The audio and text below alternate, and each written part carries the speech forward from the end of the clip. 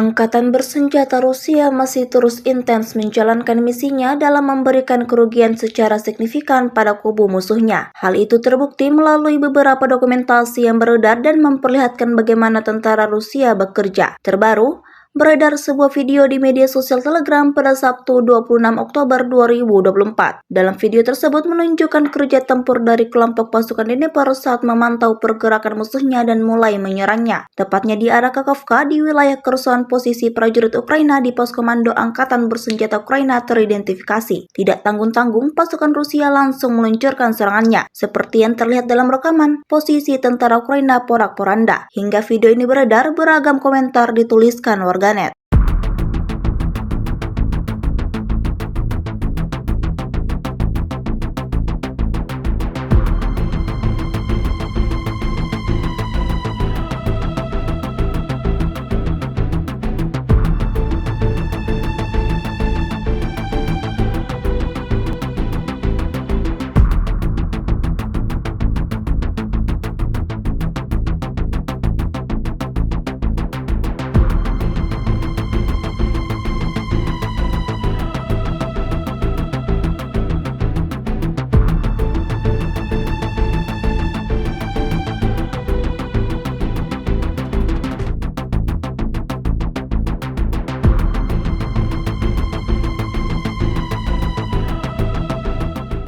Download Tribun X sekarang, menghadirkan lokal menjadi Indonesia.